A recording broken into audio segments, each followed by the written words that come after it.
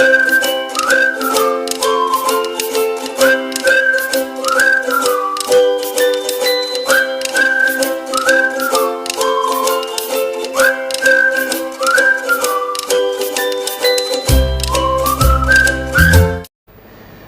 Back leaders. दोबारा आप सभी का हमारे YouTube channel direct selling academy पर स्वागत है। जैसा कि हम लोग पिछले वीडियो में देखा सुना और समझा कि डायरेक्ट सेलिंग इंडस्ट्री किस रेशियो में ग्रो कर रही है। थोड़ा सा फ्लैशबैक चलते हैं। डायरेक्ट सेलिंग के मामले में अगर बात किया जाए कि इसको हम नेटवर्क मार्केटिंग या मल्टी लेवल मार्केटिंग के नाम से भी जानते हैं। डायरेक्ट सेलिंग जो इंडिया में है एक अट्रैक्टिव एंड फ्लेक्सिबल कैरियर के रूप में जाना जाता है। भारत में डायरेक्ट सेलिंग इंडस्ट्री में शामिल होने के लिए अगर बात किया जाए, क्योंकि इंडस्ट्री ग्रो कर रही है, तो किसी व्यक्ति को शामिल होने के पहले ऐसे बहुत सारे पैरामीटर होते हैं जिसमें वह व्यक्ति एनालाइज करता है कि इसमें मुझे और क्या क्या मिलेगा। इंडस्ट्री ग्रो कर रही है, इसका डेटा मैंने पिछले वीडियो में आप लोगों के साथ शेयर कर दिया। लेकिन अब बात आती है जब कोई व्यक्ति किसी इंडस्ट्री को चूज करता है। सपोज करिए कि कोई एजुकेशन इंडस्ट्री में जा रहा है, कोई फाइनेंशियल इंडस्ट्री में जा रहा है, कोई इंश्योरेंस इंडस्ट्री में जा रहा है, कोई मेडिकल लाइन में जा रहा है। सबकी अलग अलग इंडस्ट्रीज हैं।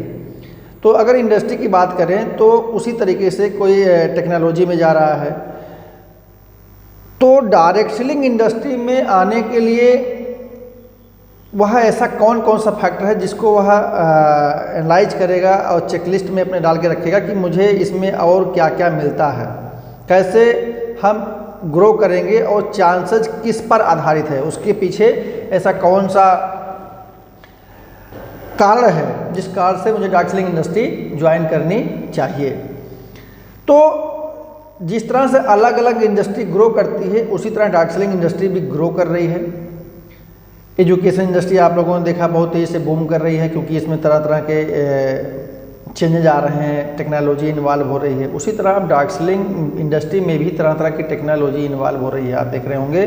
क्योंकि डायरेक्ट सेलिंग इंडस्ट्री में अब e commerce based direct selling companies आ गई हैं, जिस कारण से मार्केट जो है ग्लोबली है, जो मार्केट था वह लोकल हो गया है। मतलब हमारे आपके पास कहीं किसी भी कंट्री जहाँ पे कंपनी लॉन्च है वहाँ पर मिनटों या सेकंडों में हम कनेक्ट हो जाते हैं उस एप्लीकेशन के थ्रू। पहले ऐसा नहीं था। लेकिन अब बात करते हुए कौन कौन से पैरामीटर हैं जिसको एनालाइज करने चाहिए। सबसे बड़ी बात है कि एक लार्ज मार्केट है, एक लार्ज स्केल का मार्केट है। भारत में जो है 1.4 बिलियन से अधिक पॉपुलेशन है।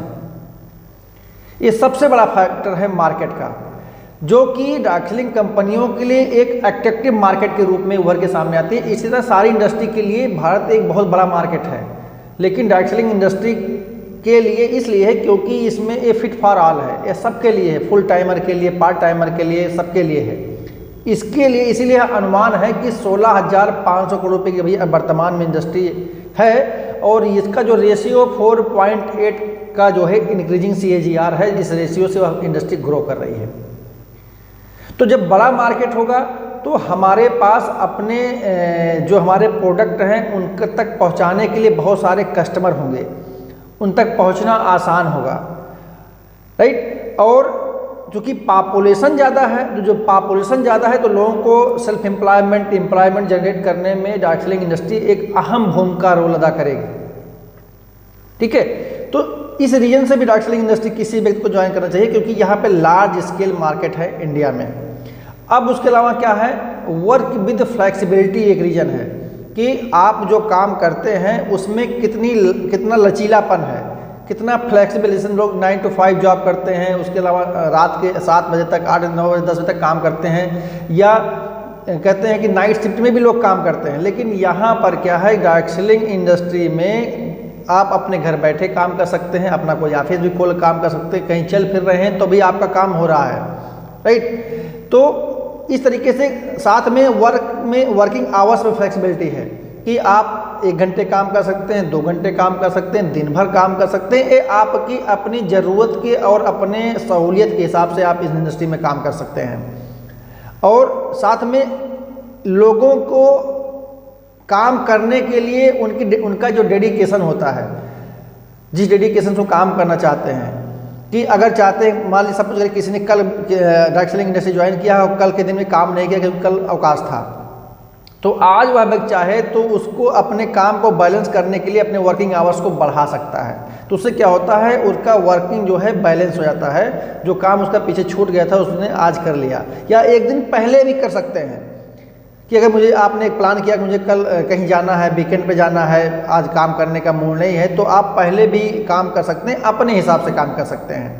तो वर्क विद फ्लेक्सिबिलिटी एक ऐसा रीजन है जिस रीजन से भी डायरेक्ट सेलिंग इंडस्ट्री को ज्वाइन करना चाहिए। उसके अलावा लो कास्ट स्टार्टअप, जिसको बोलते हैं लो इन्वेस्टमेंट, ये एक ऐसा इंडस्ट्री है जिसमें आपको काम करने के लिए बहुत मिनिमल इन्वेस्टमेंट होता है।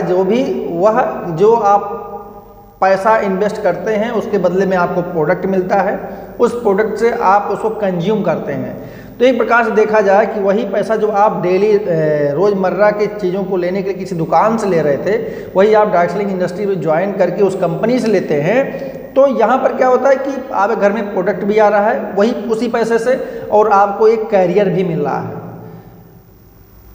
कोई लेडीज जेंट्स कोई भी हो सकता है जो इस काम को काम करना चाहता है, काम कर सकता है।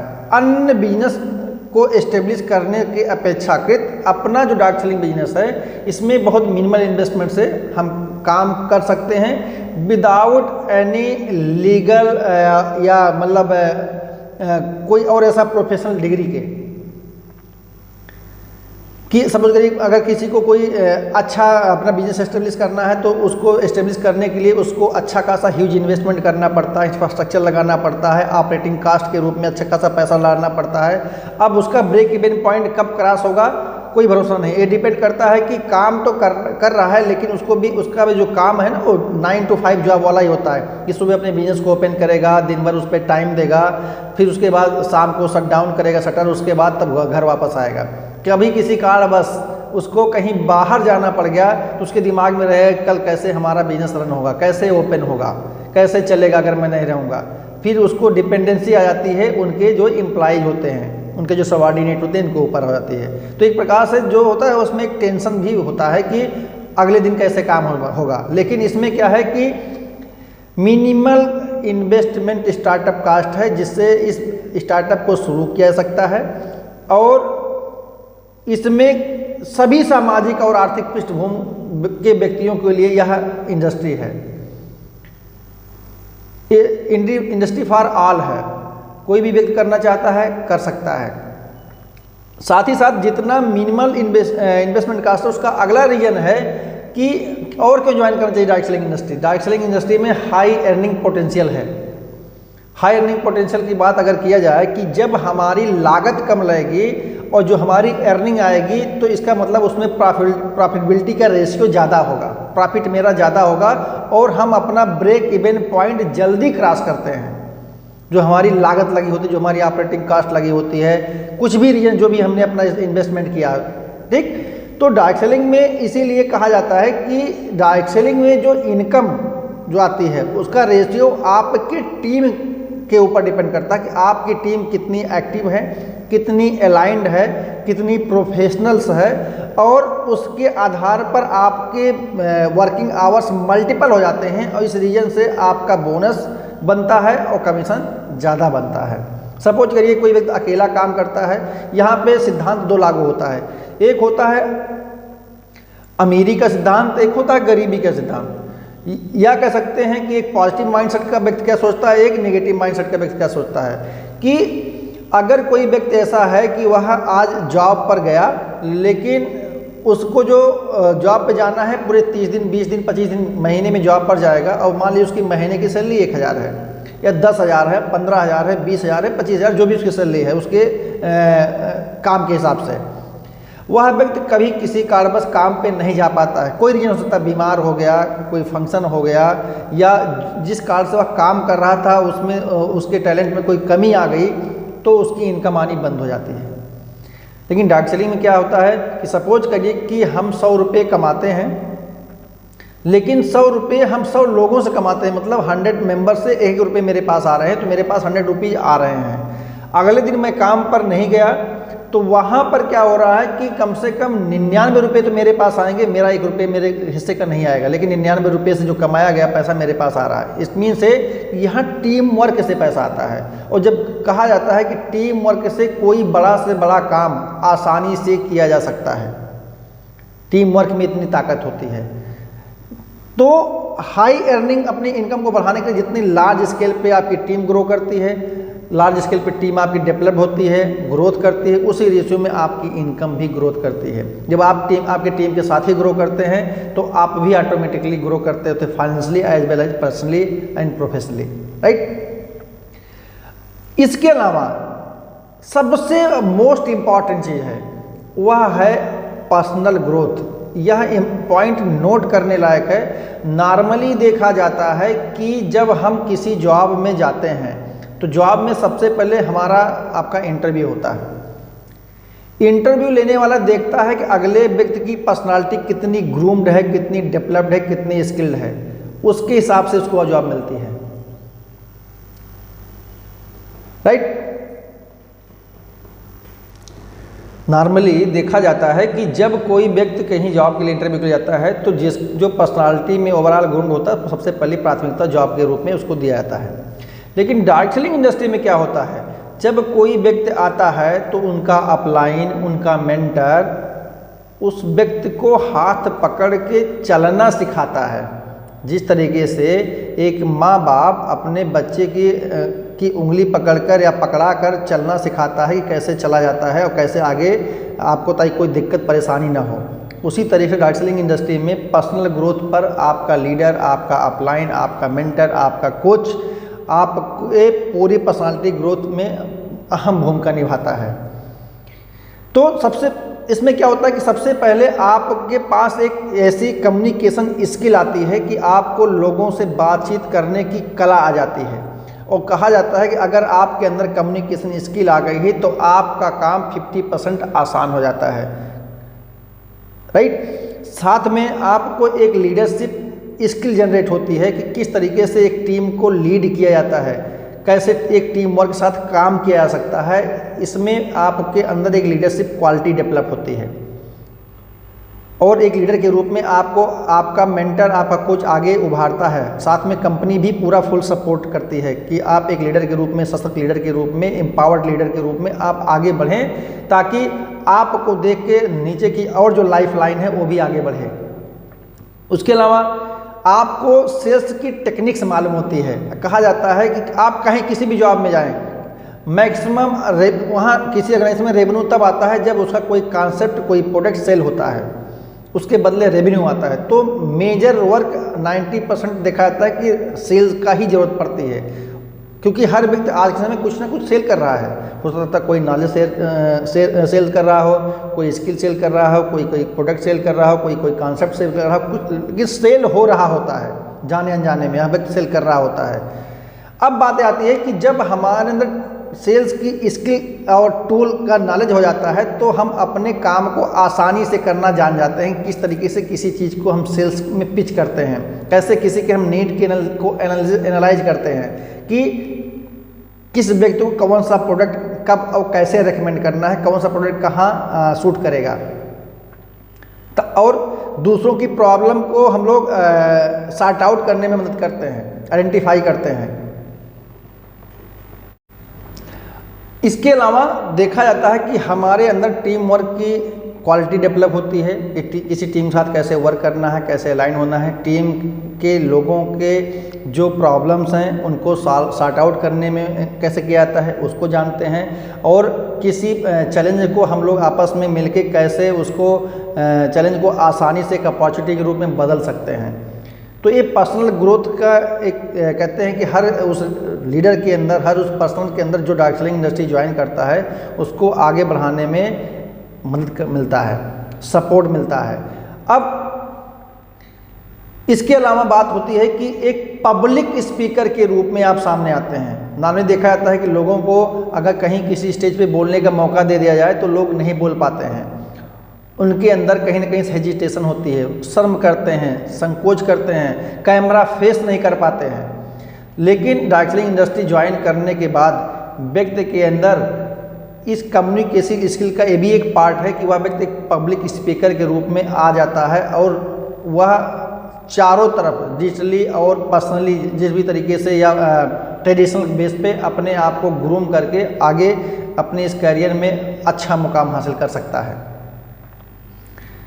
तो एक पर्सनालिटी ग्रोथ एक अहम हिस्सा है डायरेक्ट सेलिंग इंडस्ट्री का, जो कि किसी व्यक्ति के व्यक्तित्व में और उसके जीवन में डायरेक्ट सेलिंग इंडस्ट्री चार चांद लगाने में एक बहुत बड़ी भूमिका अदा करता है।